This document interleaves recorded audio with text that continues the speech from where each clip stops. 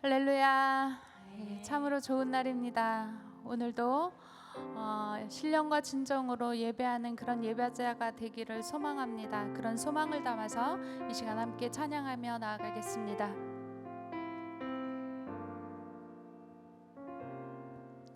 우리 모두 예배하는 자 되어 온전히 영과 진리로 주를 예배하자. 주가 우리와 함께 영원히 함께 하시고 마르지 않는 샘물로 우릴 채우시리니 우리 모두 예배하는 자 되어 온전히 영과 진리로 주를 예배하자. 주가 우리와 함께 영원히 함께 하시고 마르지 않는 샘물로 우릴 채우시리니 우리 모두 예배하는 자 되어 온전히 영과 진리로 주를 예배하자. 주가 우리와 함께 영원히 함께 하시고 마르지 않는 샘물로 우릴 채우시니 우리 모두 예배하는 자 되어 온전히 영과 진리로 주를 예배하자. 주가 우리와 함께 영원히 함께 하시고 마르지 않는 샘물로 우릴 채우시리라. 우리 모두 예배하는 자 되어 온전히 영과 진리로 주를 예배하자. 주가 우리와 함께 영원히 함께 하시고 마르지 않는 샘물로 우릴 채우시리. 우리 모두 예배하는 자 되어 온전히 영과 진리로 주를 예배하자. 주가 우리와 함께 영원히 함께 하시고 마르지 않는 샘물로 우릴 채우시리. 우리 모두 예배하는 자 되어 온전히 영과 진리로 주를 예배하자. 주가 우리와 함께 영원히 함께 하시고 마르지 않는 샘물로 우릴 채우시리. 모두 예배하는 자 되어 온전히 영과 진리로 주를 예배하자. 주가 우리와 함께 영원히 함께 하시고 마르지 않는 샘물로 우릴 채우시리라.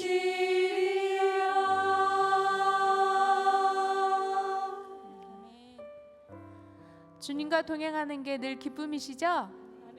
우리가 주님과 영원히 함께 동행하겠습니다라는 그런 결단을 가지고 이 시간 힘차게 찬양하도록 하겠습니다.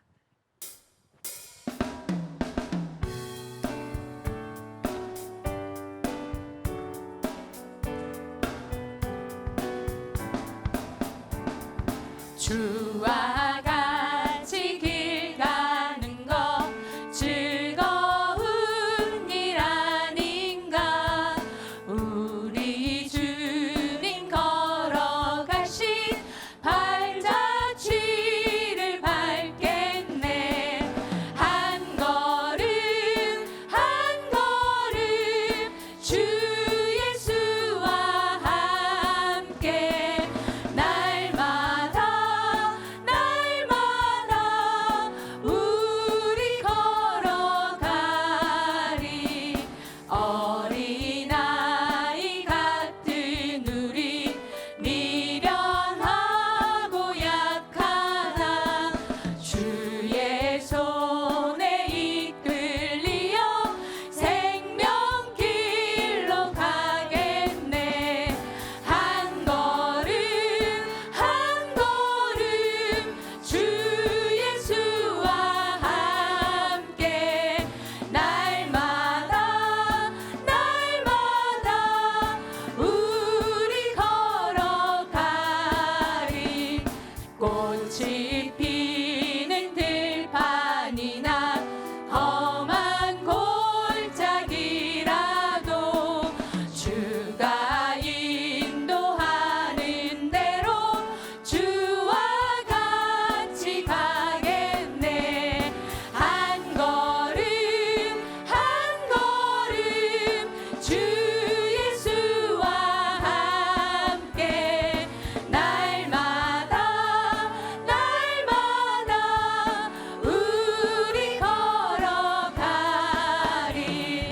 옛 선지자 에녹같이 우리들도 천국에 들려 올라갈 때까지 주와 같이 걷겠네. 한 걸음 한 걸음 주 예수와 함께 날마다 우리 걸어 1절 찬양합니다. 주와 같이 주와 같이 길 가는 것 즐거운 일 아닌가. 우리 주님 걸어가신 발자취를 밟겠네. 한 걸음 한 걸음 주 예수와 함께 날마다 우리 걸어가. 한 걸음 한 걸음 한 걸음 주 예수와 함께 날마다 우리 걸어가리.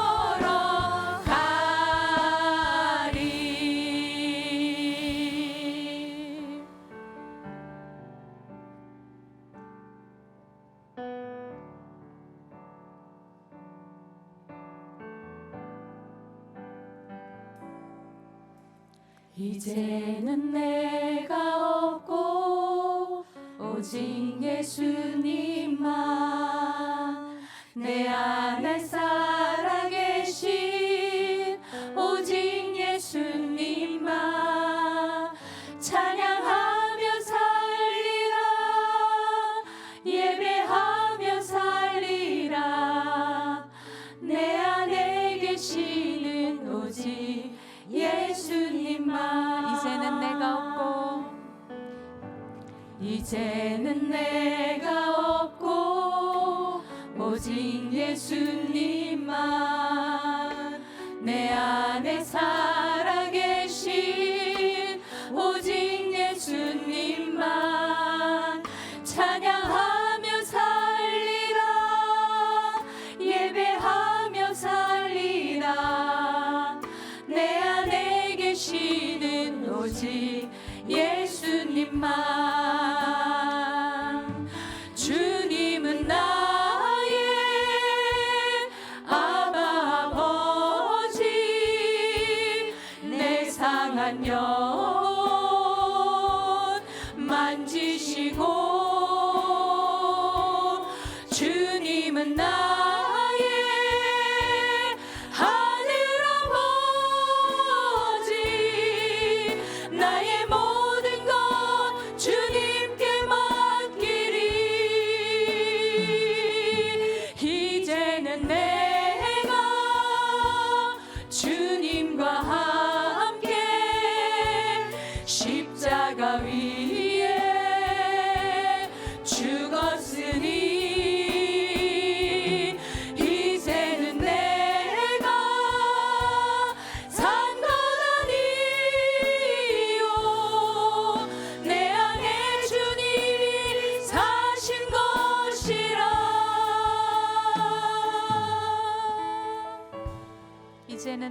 없고 이제는 내가 없고 오직 예수님만 내 안에 살아계신 오직 예수님만 찬양하며 살리라 예배하며 살리라 내 안에 계시는 오직 예수님만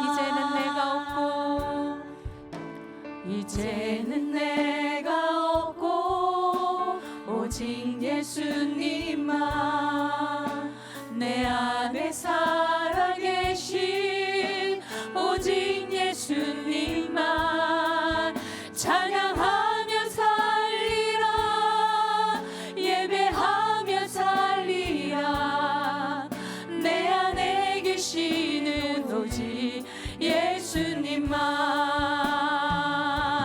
주님은 나의 아바 아버지 내 상한 영혼 만지시고 주님은 나의 하늘 아버지 나의 모든 것 주님께 맡기리 이제는 내가 주님과 함께 십자가 위에 죽었으니 이제는 내가 산 것 아니요 내 안에 주님이 사신 것이라 이제는 내가 주님과 함께 십자가 위에 죽었으니 이제는 내가 산 것 아니요 내 안에 주님이 사신 것이라 이제는 내가 없고 이제는 내가 없고 오직 예수님만 내 안에 살아계신 오직 예수님만 찬양하며 살리라 예배하며 살리라 내 안에 계시는 오직 예수님만 내 안에 계시는 오직 예수님만 이 시간 함께 기도했으면 좋겠습니다. 하나님, 그렇습니다. 주님 한 분만으로 만족한다고 하지만 여전히 내 눈은 세상 것을 바라보고 있습니다.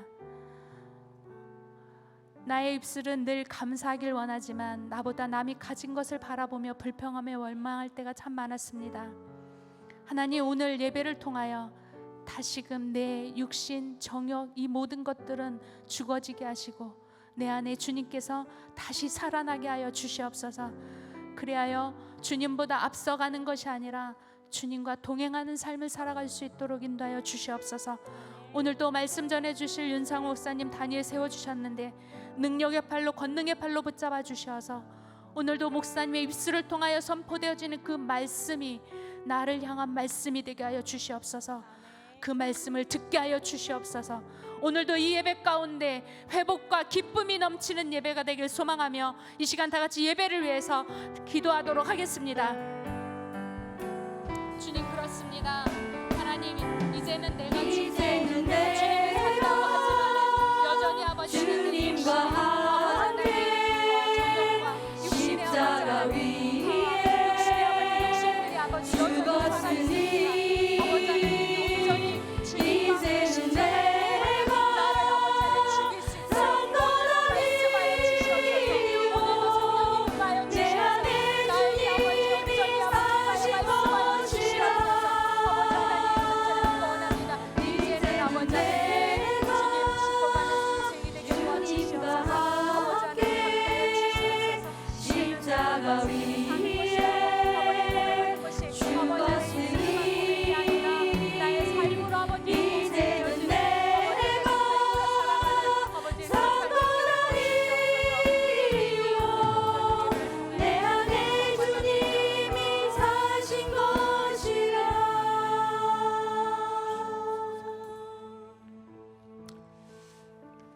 우리 아버지가 되신 하나님, 정말 고맙습니다.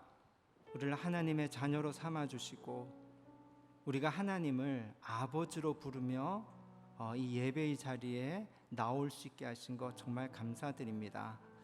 이 예배가 살아계신 아버지 하나님과 우리가 만나는 시간이자 장소임을 고백합니다. 하나님, 오늘 이 예배 가운데 우리가 하나님께 찬양도 드리고 또 우리의 기도도 드립니다. 그리고 우리가 또 하나님의 말씀을 듣고자 합니다. 이 모든 것이 하나님과의 깊은 만남의 교제가 되길 원합니다. 이 시간 우리 가운데 친히 임재하셔서 우리와 깊은 교제로 만나 주시옵소서. 예수님의 이름으로 기도드렸습니다. 아멘.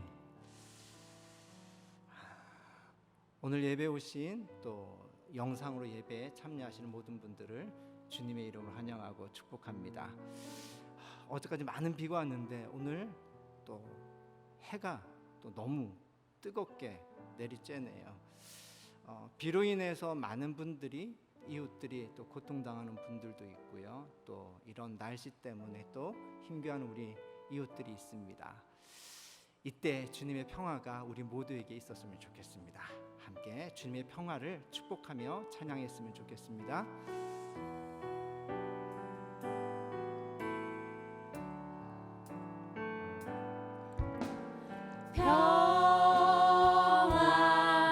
하나님의 평강이 당신의 삶에 넘쳐나기를. 하나님의 평강이 당신의 삶에 가득하기를 축복합니다. 우리 자신을 축복할까요? 지혜,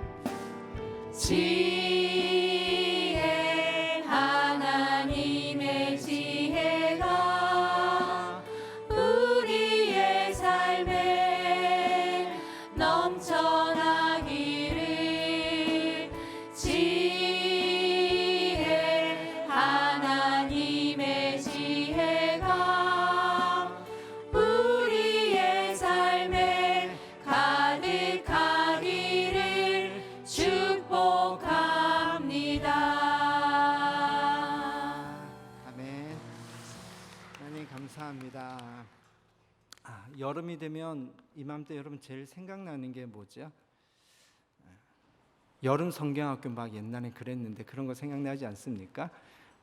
이번 주부터 이제 영유아 유치부부터 시작해서 유년부 캠프, 이제 우리 다음 세대 여름 수련회 캠프가 이렇게 시작됩니다.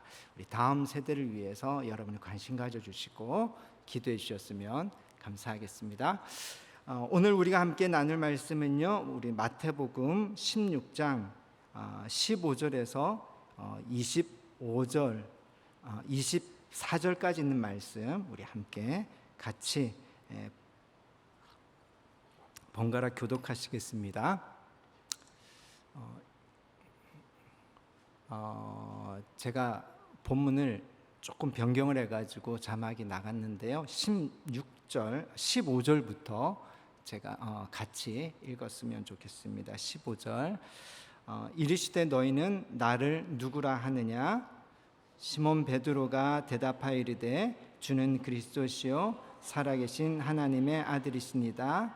예수께서 대답하여 이르시되 바요나 시몬아 내가 복이 있도다. 이를 내게 알게 하니는 혈육이 아니요 하늘에 계신 내 아버지시니라. 이르노니 너는 베드로라. 내가 이 반석 위에 내 교회를 세우리니 음부의 권세가 이기지 못하리라. 내가 천국 열쇠를 내게 주리니 내가 땅에서 무엇인지 매면 하늘에서도 매일 것이요 내가 땅에서 무엇인지 풀면 하늘에서도 풀리리라 하시고, 이에 제자들에게 경고하사 자기가 그리스도인 것을 아무에게도 이르지 말라 하시니라. 이때로부터 예수 그리스도께서 자기가 예루살렘에 올라가 장로들과 대제사장들과 서기관들에게 많은 고난을 받고 죽임을 당하고 제3일에 살아나야 할 것을 제자들에게 비로소 나타내시니 베드로가 예수를 붙들고 항변하여 이르되 주여 그리 마옵소서 이 일이 결코 주께 미치지 아니하리이다. 예수께서 돌이키시며 베드로에게 이르시되 사탄아 내 뒤로 물러가라. 너는 나를 넘어지게 하는 자로다. 내가 하나님의 일을 생각하지 아니하고 도리어 사람의 일을 생각하는도다 하시고 이에 예수께서 제자들에게 이르시되 누구든지 나를 따라오려거든 자기를 부인하고 자기 십자가를 지고 나를 따를 것이니라. 아멘. 오늘 우리가 함께 읽은 이 말씀을 가지고 예수님과 동행하면서 겪는 일이라는 제목으로 여러분과 함께 은혜를 나누려고 합니다. 근데 말씀을 준비하면서 갑자기 제게 큰 부담이 왔습니다. 왜냐하면 제목을 제가 예수님과 동행하면서 겪는 일 이렇게 하니까 마치 여러분은 어떻게 생각하실지 모르겠지만 제 혼자 그냥 스스로 생각하기에 내가 예수님과 동행을 굉장히 잘하고 있고 뭔가 예수님과 동행하면서 뭔가 경험도 아주 많은 것 같고 그래서 예수님과 동행할 때 이런 일 저런 일을 막 잘 알아서 막 그것을 이렇게 말씀 드릴 것 같은 또 그런 걸 기대하신 건 아니죠. 그런 기대를 하셨을까 봐 제가 갑자기 너무 부담이 되더라고요. 그 다음부터 제가 말씀을 준비하면서 멘붕이 왔습니다. 아, 이거 큰일 났다. 이러려고 이 제목을 정한 건 아닌데 그렇지만 이것이 제가 할 수 있고 제가 경험하고 제가 가르칠 수 있는 이 영역과는 상관이 없이 우리는 다 예수님과 동행하는 사람들이지 않습니까? 그리고 그런 삶을 살아가고 있고 예수님과 동행하며 살아가는 삶 속에서 이런저런 일들을 겪지 않습니까? 그러면서 조금 제가 다르게 조금 말씀을 묵상하기 시작했습니다. 믿음의 조상들을 성경은 하나님과 동행한 사람들이라고 말하고 또 하나님과 동행하는 삶을 살았는데 그들이 하나님과 동행한 삶의 내용은 어땠을까? 그것을 조금 먼저 보기 시작했습니다. 그래서 믿음의 조상 아브라함과 이삭과 야곱, 요셉이 살았던 그 하나님과 동행의 삶은 어땠을까? 그걸 좀 묵상하면서 오늘 여러분하고 조금 나누고 싶은데요. 아무래도 오늘 본문은 다음 주까지 같이 본문을 가지고 우리가 예수님과 함께 동행하면서 겪는 일이 어떤 일일지 좀 한번 여러분하고 생각하는 시간을 좀 가졌으면 좋겠습니다.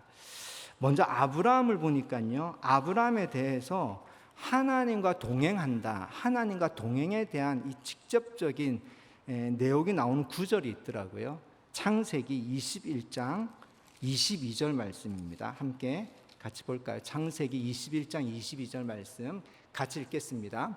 그때에 아비멜렉과 그 군대 장관 비골이 아브라함에게 말하여 이르되 내가 무슨 일을 하든지 하나님이 너와 함께 계시도다. 아브라함이 하나님과 함께 계신 것을 지금 누가 말하고 있냐면요. 아비멜렉과 그 군대 장관 비골이라는 사람이 말을 하고 있어요. 그러니까 아비멜렉과 비골은 이 이후의 내용을 보면 나오지만 아브라함을 괴롭힌 사람들입니다. 아비멜렉의 종들이 아브라함의 우물을 이렇게 계속 빼앗았어요. 그러니까 이 아비멜렉과 이 비골이라는 사람은 아브라함이 그 땅에서 살아갈 때 매우 불편한 사람이고 자기를 괴롭게 한 사람이었어요. 근데 이렇게 자기를 불편하고 괴롭게 한 사람이 지금 아브라함에게 뭐라고 얘기냐면 네가 무슨 일을 하든지 하나님이 너와 함께 계시도다 하면서 너 하나님과 함께하는 것을 우리가 보았다라고 그렇게 말을 합니다. 그럼 도대체 이 아비멜렉과 이 비골은 무엇을 보고 아브라함이 하나님과 동행했다라고 말했을까? 이 질문이 있는데 아브라함의 아들 이삭에게도 이와 비슷한 일이 일어나요. 창세기 26장 26절에서 28절 말씀입니다. 창세기 26장 23절 말씀부터 함께 같이 볼까요? 이삭이 거기서부터 브엘셀바로 올라갔더니 그 밤에 여호와께서 그에게 나타나 이르시되 나는 내 아버지 아브라함의 하나님이니 두려워하지 말라. 내 종 아브라함을 위하여 내가 너와 함께 있어 내게 복을 주어 내 자손이 번성하게 하리라 하신지라. 아비멜렉이 그 친구 아우삭과 군대 장관 비골과 더불어 그랄에서부터 이삭에게로 온지라. 이삭이 그들에게 이르되 너희가 나를 미워하여 나에게 너희를 떠나게 하였거늘 어찌하여 내게 왔느냐. 그들이 이르되 여호와께서 너와 함께 계심을 우리가 분명히 보았으므로 우리의 사이 곧 우리와 너 사이에 맹세하여 너와 계약을 맺으리라 말하였노라. 아멘. 앞부분 23절 말씀은요, 하나님이 이삭에게 나타나셔가지고 내가 너와 함께 하겠다라고 말씀하신 내용이고요. 그 뒷부분에는요, 아브라함에게 이 아비멜렉과 비골이 찾아와서 말했던 것처럼 이삭에게도 아비멜렉과 아우삭과 그리고 비골이 찾아와서 네가 하나님과 함께 있는 것을 우리가 보았다. 그러니까 우리가 사이좋게 지내자라고 계약을 맺으러 온 거예요. 짐작하시겠지만 또 알고 계시겠지만 이 아비멜렉은요 이삭을 괴롭힌 사람이에요. 그래서 그 앞부분에 보면 이삭의 우물을 빼앗는 내용이 나옵니다. 그러니까 이 아브라함과 이삭에게 지금 아브라함과 이삭을 괴롭히는 사람들이 찾아와서 똑같이 하는 말이 네가 하나님과 함께하는 것을 우리가 보았다라고 말하는데 그것이 도대체 무엇이었을까? 무엇을 보고 도대체 이 괴롭혔던 사람들이 아브라함과 이삭에게 평화조약을 맺자고 찾아왔을까? 그들이 본 게 무엇인지는 나오지 않죠. 근데 우리가 짐작할 수 있는 내용이 있을 것 같아요. 그냥 스토리로 생각해 본다면 그들은 분명히 아브라함과 이삭을 계속 괴롭혔는데 그들이 괴롭힌 것은 아브라함과 이삭이 못되라고 잘못되라고 계속 괴롭혔을 거 아닙니까? 그러니까 우물을 빼앗았겠죠. 그런데 그들이 아브라함과 이삭을 괴롭히는 것과는 상관이 없이 가만히 보니까 이삭과 아브라함이 뭔가 잘 됐던 것 같아요. 그러니까 이거는 우리가 괴롭혀가지고 될 일이 아니구나. 저들이 저렇게 잘 되는 거는 저들이 믿는 하나님이 함께하기 때문에 저들이 잘 되는 거다라고 그렇게 인정을 한 것 같아요. 이 내용이 우리가 일반적으로 기대하고 또 우리가 일반적으로 소망하고 우리가 일반적으로 알고 있는 하나님과 동행하는 삶의 내용인 것 같아요. 그런데 이 이삭의 아들 야곱과 요셉도 동일하게 하나님이 함께 하신다는 내용이 나옵니다. 그런데 이 아브라함과 이삭과는 결이 조금 다른 내용인 것 같아요.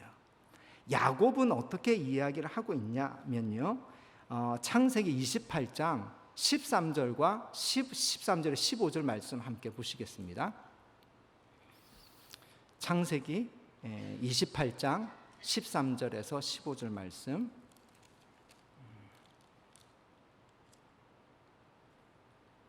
제가 읽어드릴게요.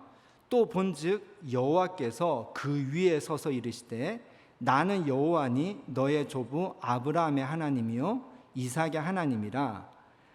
내가 누워 있는 땅을 내가 너와 내 자손에게 주리니 내 자손이 땅의 티끌같이 되어 내가 서쪽과 동쪽과 북쪽과 남쪽으로 퍼져 나갈지며 땅의 모든 족속이 너와 내 자손으로 말미암아 복을 받으리라. 내가 너와 함께 있어 내가 어디로 가든지 너를 지키며 너를 이끌어 이 땅으로 돌아오게 할지라. 내가 내게 허락한 것을 다 이루기까지 너를 떠나지 아니하니라 하신지라. 특별히 15절 말씀은요, 막 우리에게 욕심이 생기는 말씀이에요. 야곱에게 하신 이 말씀을 나에게 하나님이 주셨다면 얼마나 좋을까, 그런 마음이 생길 정도로 막 욕심이 생기는 말씀이죠. 내가 너와 함께 있어 내가 어디로 가든지 너를 지키며 너를 이끌어 이 땅으로 돌아오게 할지라. 내가 내게 허락한 것을 다 이루기까지 너를 떠나지 아니하리라. 사모되는 말씀이지 않습니까? 그러면 이 말씀을 지금 야곱이 하나님으로부터 직접 들은 말씀이에요. 그럼 이 말씀을 듣고 난 이후에 야곱의 인생 가운데 펼쳐져야 될 우리의 예상은 정말 드라마틱하고 놀라운 일들, 마치 아비멜렉과 비골이 아브라함을 찾아온 것처럼 뭔가 그런 일들이 일어나야 될 것 같은데 사실은 그렇지가 않다라는 겁니다. 이 꿈을 꾸는 장면, 하나님으로부터 이 말씀을 듣는 곳은 베델이에요. 근데 지금 야곱은 어디로 가는 길입니까? 고향을 떠나서 도망가서 머나먼 이국 밧단 아람으로 가는 길이에요. 이 말씀을 듣고 밧단 아람에 도착해가지고 펼쳐진 야곱의 20년의 인생은요, 그냥 양치는 것밖에 하지 않았어요. 이렇게 놀라운 말씀을 들었는데 7년은 레아를 위해서, 또 7년은 라헬을 위해서, 그 다음 6년은요 자기 집을 이루기 위해서 외삼촌 이 라반의 집에서 20년 동안 양만 친 거예요. 근데 그 양치는 동안에 그럼 뭔가 좋은 일이 있기도 했었지만 끝이 별로 좋지 않았어요. 삼촌 라반과 관계가 깨어져 가지고 그 삼촌의 집에서 20년 동안에 양을 쳤는데 떠날 때는 도망치듯이 떠나왔어요. 그렇게 해가지고 이 꿈을 꾼 곳에 다시 이 동네 가나안 땅으로 돌아왔어요. 근데 돌아와가지고 무슨 일을 겪게 되냐면 하나밖에 없는 딸 디나가 세겜에서 성폭행을 당합니다. 기가 막힌 일이죠. 게다가 자기가 사랑하는 아내 라헬은요, 아들 베냐민을 출산하다가 죽게 돼요. 그뿐이 아니죠. 아들이 12명인데 큰아들은 야곱의 첩의 침상에 올라가는 일이 벌어지고요. 그리고 형제들 사이가 좋지가 않아요. 아들들 사이가 좋지가 않아요. 결국은 형들이 이 야곱이 가장 사랑하는 그 동생 요셉을 노예로 팔아버립니다. 그리고 아버지에게는 죽었다고 거짓말을 해버려요. 비극의 연속이지 않습니까? 게다가 그 죽은 아들을 그리워하고 아파하고, 그리고 사랑하는 아내는 이미 떠났고, 그렇게 외롭게 지내다가 말년에는 엄청난 기근으로 먹을 것조차 걱정하는 그런 인생을 살았어요. 야곱 스스로도 자신이 죽기 직전에 자기의 삶을 돌아봤을 때 뭐라고 얘기하냐면요, 험한 세월을 살았다라고 얘기를 해요. 베델에서 하나님이 주신 말씀은 너무너무 위대한 말씀입니다. 내가 너와 함께 있어 너를 떠나지 아니하리라. 어마어마한 말씀을 들었는데 그냥 야곱의 평범한 일상으로 그냥 깊이 싹 들어가 보면 너무너무 아픔과 고통과 깨어진 관계들, 이 고난들이 사실 너무 많은 거예요. 그런데 성경은요, 이런 야곱의 인생을 두고도 여전히 뭐라고 했냐면 하나님과 함께한 사람이었다라고 말합니다. 요셉은 훨씬 더 단순하게 이 얘기를 하고 있습니다. 우리가 잘 알고 있지 않습니까? 창세기 39장 말씀 함께 잠깐 요셉에 대한 이야기 잠깐 39장 1절에서 3절 말씀 우리 잠깐 볼까요? 창세기 39장 제가 읽어드릴게요. 요셉이 이끌려 애굽에 내려가매 바로의 신하 친위대장 애굽 사람 보디발이 그를 그리로 데려간 이스마엘 사람의 손에서 요셉을 산이라. 함께 읽을까요? 여호와께서 요셉과 함께 하심으로 그가 형통한 자가 되어 그의 주인 애굽 사람의 집에 있으니 그의 주인이 여호와께서 그와 함께 하심을 보며 또 여호와께서 그의 범사에 형통하게 하심을 보았더라. 아멘. 요셉이 지금 1절에 나온 것처럼 요셉은 자유로운 사람이었잖아요. 특별히 야곱의 집에서 채색 옷을 입으면서 특별한 사랑을 받았던 사람이에요.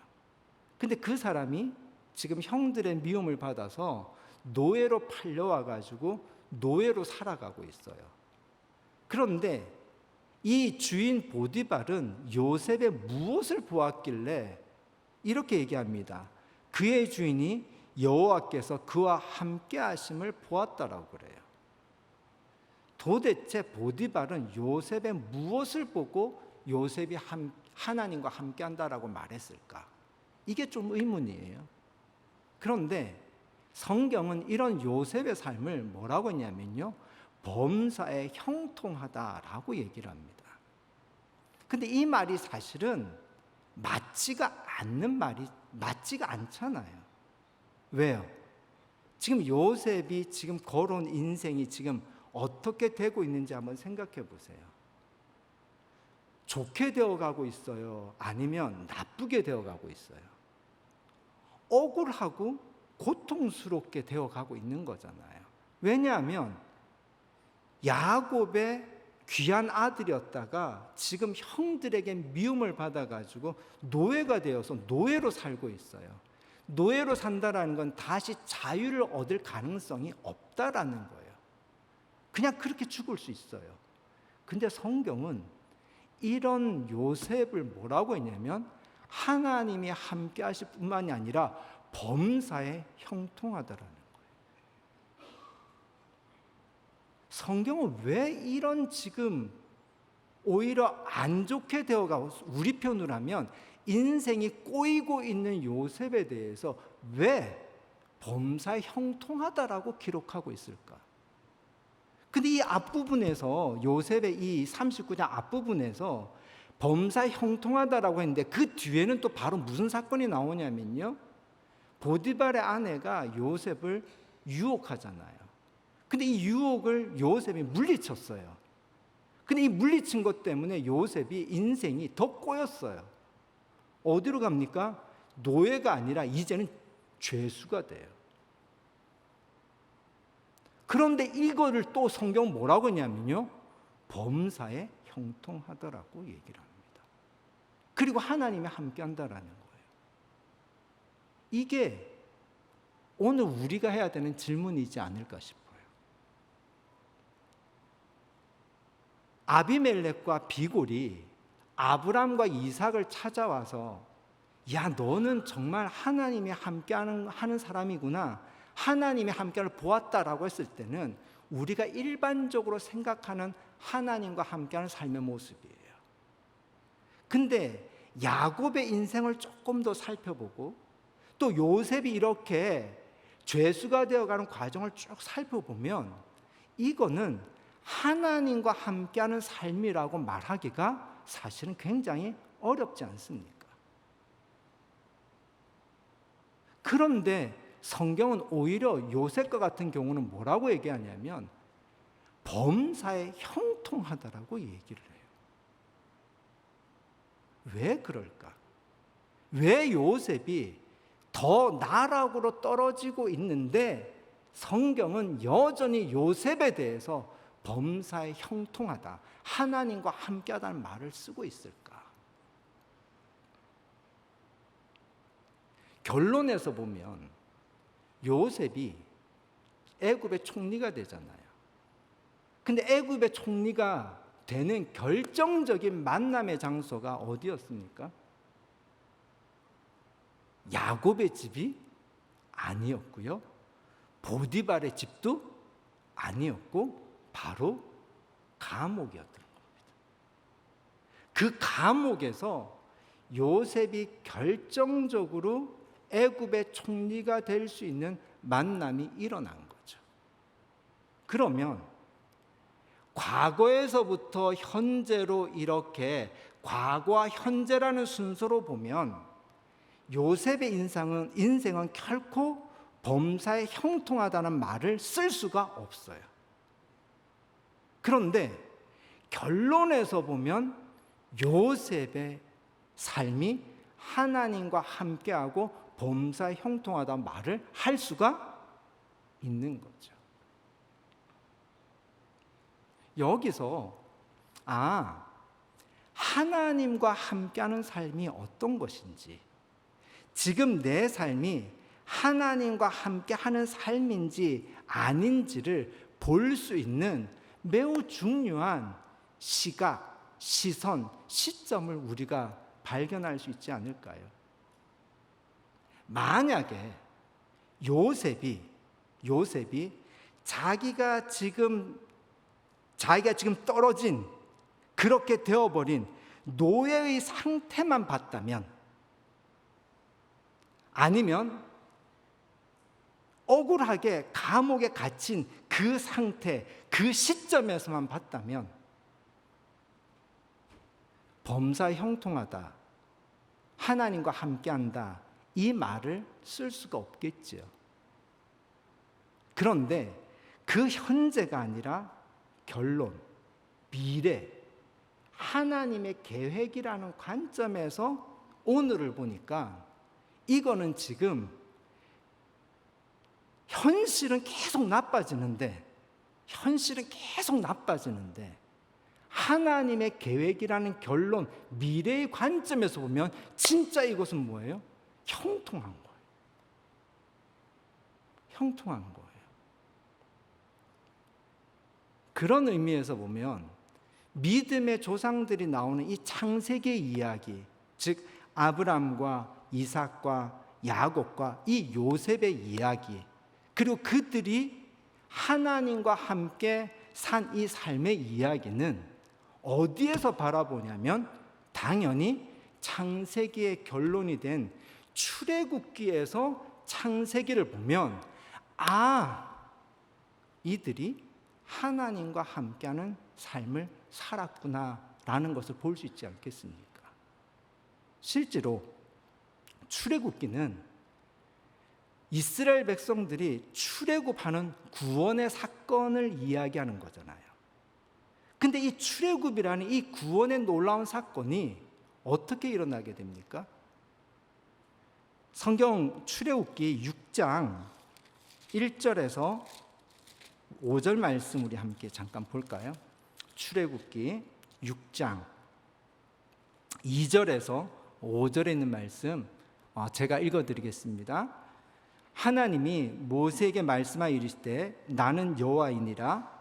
내가 아브람과 이삭과 야곱에게 전능의 하나님으로 나타났으나 나의 이름을 여호와로는 그들에게 알리지 아니하였고 가나안 땅 곧 그들이 거류하는 땅을 그들에게 주기로 그들과 언약하였더니 이제 애굽 사람이 종으로 삼은 이스라엘 자손의 신음소리를 내가 듣고 나의 언약을 기억하노라.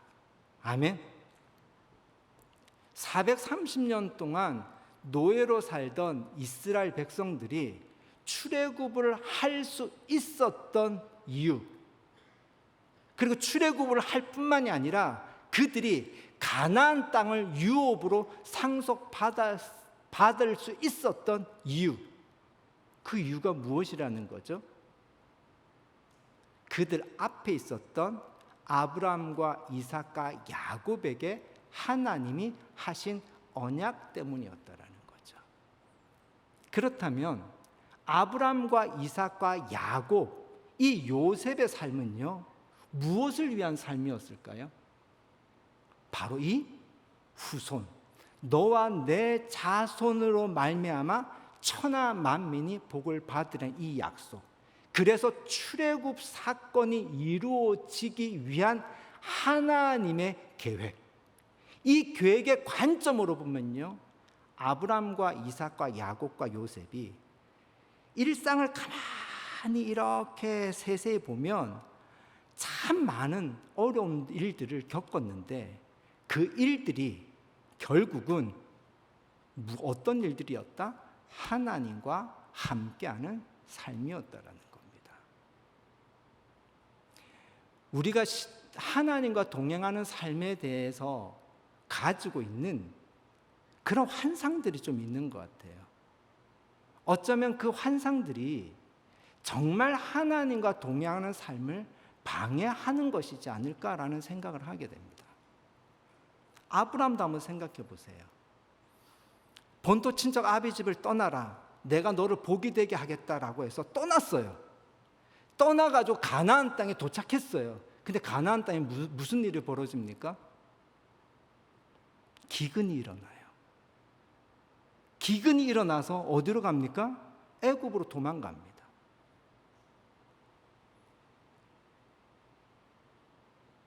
우리가 어떤 특별한 은혜를 받고 특별한 말씀을 받고 또 하나님이 나와 동행한다는 믿으며 살지만, 우리에게 일어나는 실제적인 일상과 삶의 일은요, 우리의 예상과 기대의 일들이 생각보다 잘 일어나지 않는 것이 현실이지 않습니까?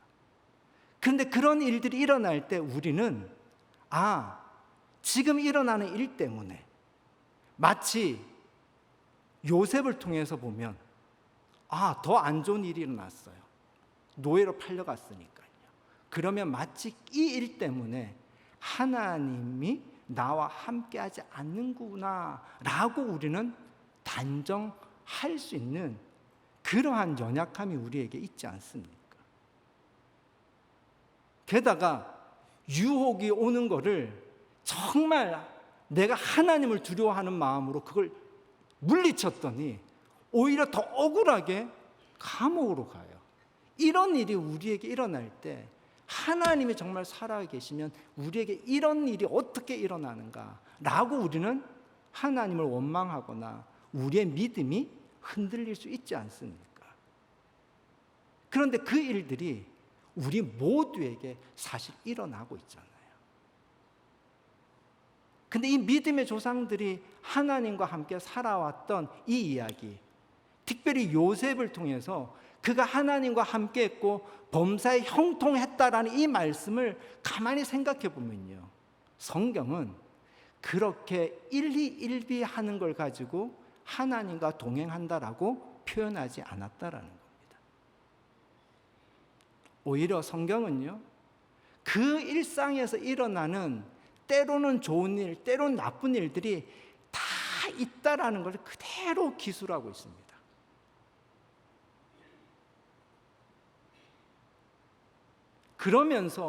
그럼에도 불구하고 이들의 삶이 하나님과 함께하는 삶이었다라고 말하는 이유는요, 그들의 삶이 뭐에 있었다? 하나님의 계획 안에 있었다라는 겁니다. 즉 하나님의 계획, 하나님의 결론의 관점에서는 현실은 나빠졌지만, 하나님의 결론과 하나님의 계획의 관점에서는 하나님과 동행하고 범사에 형통하다라고 성경은 그렇게 기록하고 있다는 겁니다. 그런 의미에서 보면 하나님과 동행하면서 동행하는 삶에서 우리가 겪는 일에 대해서 우리가 이런 성경적인 관점으로 해석할 수 있는 그러한 믿음의 눈이 있었으면 좋겠습니다. 여전히 저와 여러분이 원하지는 않지만 아픔이 있습니다. 질병도 있습니다. 관계도 깨어집니다. 그리고 자녀들에게도 어려움이 있고 사업이 생각보다 잘 되지 않고 우리 아이들의 취업이 잘 되지 않는 그런 일들이 우리 안에 다 있습니다. 그런데 그 일들이 잘 되면 하나님이 함께 하시는 거고 안 되면 하나님이 함께 하지 않는다, 그렇게 생각하지 않았으면 좋겠습니다. 하나님과 동행하는 삶은 잘 되느냐 안 되느냐의 기준이 아니라는 것이 오늘 이 믿음의 조상들의 삶을 통해서 우리가 배우게 되는 진리지 않습니까? 오히려 현실적으로는 더 안 되는 일들이었는데, 그런데 묘하게 하나님의 계획, 하나님의 결론의 관점에서 보면 오히려 그것이 형통하다라는 것, 이것이 오늘 이 믿음의 조상들이 하나님과 함께한 삶을 통해서 우리에게 알려주는 일상의 진실이자 하나님과 살아가는 삶의 진실이지 않겠습니까? 정작 본문은 신약으로 했는데 내용은 지금 구약으로 했죠. 결국은 이 다음 주에 이 말씀을 하는 것과 연결이 되는 것 같아요. 왜냐하면 이 예수님이 지금 베드로에게 너는 나를 누구냐라고 물었더니 베드로가 놀랍게 주는 그리스도시요 살아계신 하나님의 아들이십니다 고백을 했어요. 그랬더니 예수님이 뭐라고 하셨냐면요, 이 고백 위에 내가 내 교회를 세우겠다라고 말하면서요 천국 열쇠를 주겠다라고 하십니다. 좋아요, 안 좋아요? 좋아요. 그러면 하나님과 동행을 생각하면 우리에게는요 마치 아비멜렉과 비골이 찾아와 가지고 네가 하나님과 함께하는 걸 보았다, 이걸 우리가 상상할 수 있어요. 근데 예수님은 이 말씀을 하고 난 이후에요 무슨 얘기를 하시냐면요, 내가 예루살렘으로 올라가서 장로들과 대제사장과 서기관들의 고난을 받고 내가 죽을 것이다라고 고난, 순환을 예고하십니다. 그러니까 베드로가 그러지 마세요라고 예수님께 항변을 하고요, 그러는 베드로를 향해서 예수님은 사단아 물러가라, 네가 하나님의 일을 생각하지 않고 사람의 일을 생각한다라고 하면서 뭐라고 얘기하시냐면 나를 따라오려거든 자기를 부인하고 자기 십자가를 지고 나를 따라오라라고 얘기를 합니다. 지금까지 베드로는요 갈릴리에서 예수님과 함께 했어요. 갈릴리에서 예수님은요 가르치시고 고치시는 사역을 하셨습니다. 놀라운 거죠. 어마어마한 거죠. 아픈 자들이 치유돼요. 죽은 자들이 살아나요. 어마어마한 거예요. 근데 예루살렘에서 예수님은 우리가 알다시피 뭐 하십니까? 기적을 행하지 않으세요. 비난받습니다. 재판받습니다. 그리고 사람들은 예수님을 떠나버립니다. 그리고 예수님은 외롭게 죽어가십니다.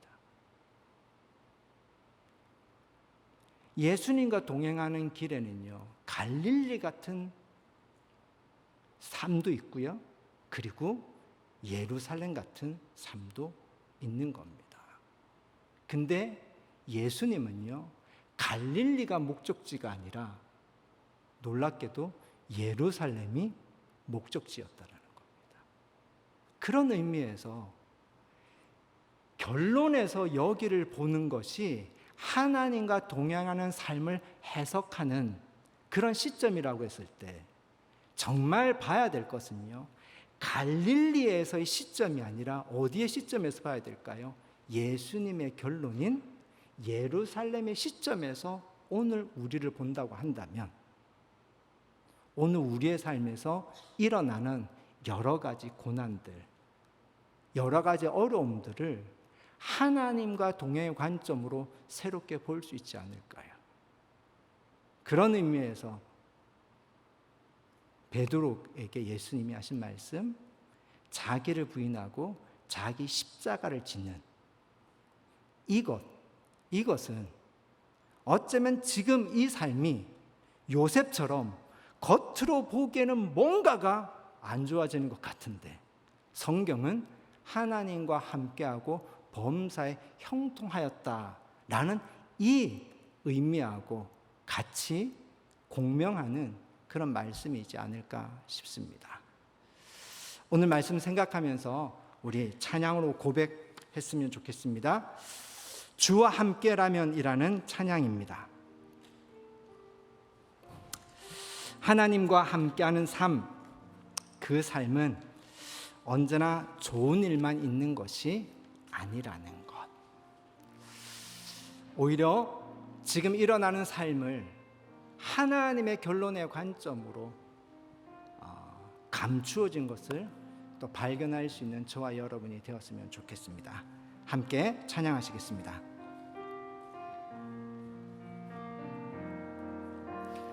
주와 함께라면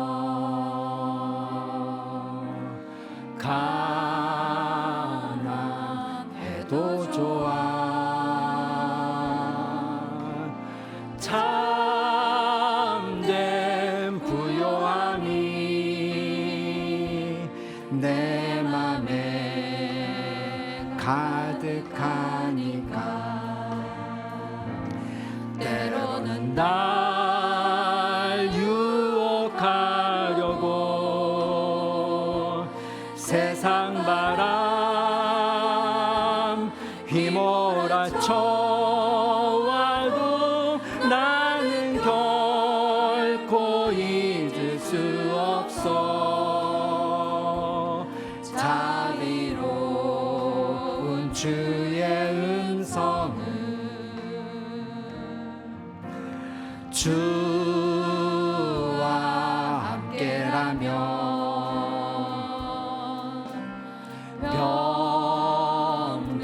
병들어도 좋아.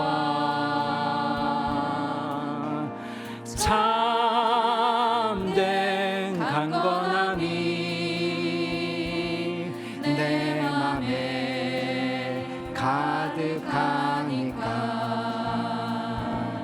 때로는 날 넘어뜨리려 거친 파도 휘몰아쳐와도 나는 결코 놓을 수 없어. 따사로운 주의 손길을 내 맘 아시는 주 항상 함께 계셔. 약한 내 영혼에 위로와 능력 주시네. 가난해도 병이 들어도 시련의 밤 어둡고 깊어도 나는 결코 떠날 수 없어. 아름다운 주의 나라를 내 맘 아시는 주 내 맘 아시는 주 항상 함께 계셔.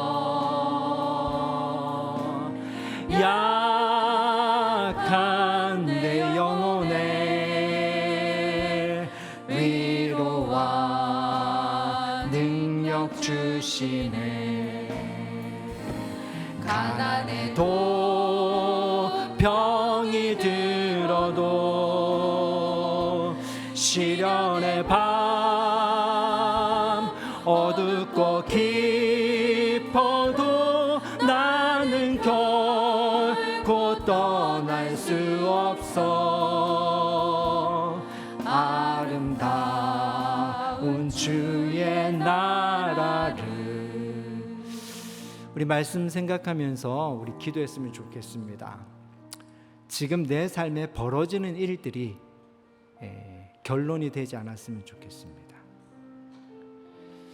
예수님 안에서 하나님이 우리 모두에게 주신 진정한 결론이 있습니다. 바로 하나님의 나라입니다. 그 진정한 결론이 되는 하나님의 나라에서 오늘을 볼 때 마치 저와 여러분의 삶이 마치 요셉처럼 현상적으로는 현실적으로는 더 안 좋아지는 것 같지만 성경은 이런 요셉을 하나님과 함께하고 범사에 형통하다라고 기록했습니다. 그런 믿음의 눈으로 저와 여러분이 지금 내 삶에서 일어나는 삶을 바라볼 수 있었으면 좋겠습니다. 해석할 수 있었으면 좋겠습니다. 그리고 믿었으면 좋겠습니다. 함께 우리 고백하면서 기도하겠습니다.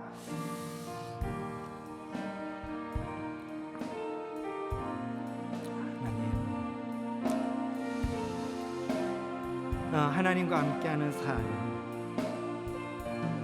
삶에서 겪는 우리의 일들이 있습니다. 하나님, 오늘 지금 내 삶에서 일어나고 있는 이 일 하나 가지고, 이 문제 하나 가지고 결론을 맺지 않게 하여 주시옵소서. 때로는 너무도 놀라운 일들이, 너무도 좋은 일들이 일어날 수 있지만 또 때로는 실패가 찾아오고 깨어짐이 찾아오고 고통과 그리고 아픔이 찾아옵니다. 그렇지만 이것이 우리 삶의 결론이 아닙니다. 하나님과 동행하는 삶 안에는 이것이 결론이 될 수 없음을 저희들이 믿습니다. 하나님, 여기 오늘 하나님의 말씀을 들은 하나님의 자녀들이 있습니다. 여전히 이들의 삶 가운데 아픔과 여러 문제들이 그리고 해결할 수 없는 고통들이 있을 텐데 하나님, 하나님의 결론에서 이것을 볼 수 있는 믿음을 주시옵소서. 하나님, 지금 우리 삶 가운데서 일어나고 있는 일들이 있습니다. 때로는 좋은 일들이 일어나고 때로는 힘든 일들이 일어납니다. 그런데 그것이 좋은 일이든 그것이 힘든 일이든 우리가 지금 일어나고 있는 일로 결론을 맺지 않도록 도와주시옵소서. 그 일로 인해서 하나님이 나와 함께 하신다라는 그 믿음이 흔들리지 않게 하여 주시옵소서. 훨씬 더 우리의 삶은 모순이 있고 복잡하고 입체적인 차원으로 이루어져 있다라는 것을 오늘 말씀을 통해서 저희들이 다시 한번 겸손하게 인정합니다. 나쁜 일이 결코 나쁜 일이 아니라 하나님과 함께하는 형통의 길임을 또한 우리가 발견합니다. 하나님, 그 눈을 저희들에게 열어 주시옵소서. 하나님과 함께 살아가는 이 삶에 감추어진 다양한 차원들을 하나님, 우리가 발견할 수 있는 눈들이 열리게 하여 주시옵소서. 특별히 하나님의 결론, 예수 그리스도 안에서 우리에게 주신 이 하나님의 나라라는 이 결론 안에서 오늘의 이 삶, 그래서 이미 이루어진 하나님의 나라와 아직 완성되지 않은 하나님의 나라 그 사이를 살아가는 우리들, 하나님과 동행하는 그런 고백과 소망을 가지고 살아가는 저희들이 되게 하여 주시옵소서. 그래서 우리의 삶의 이야기에 동일하게 요셉처럼 하나님과 함께 하시고 범사에 형통하였다라고 기록되어지는 우리의 삶이 되게 하여 주시옵소서. 예수님의 이름으로 기도드렸습니다. 아멘. 다 함께 일어나셔서 우리 주기도문을 찬양하심으로 오늘 수예배를 모두 마치겠습니다.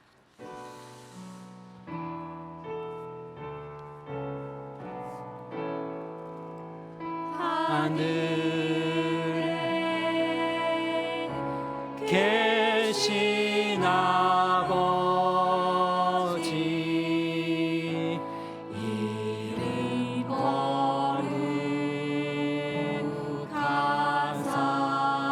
거룩하사 주님 나라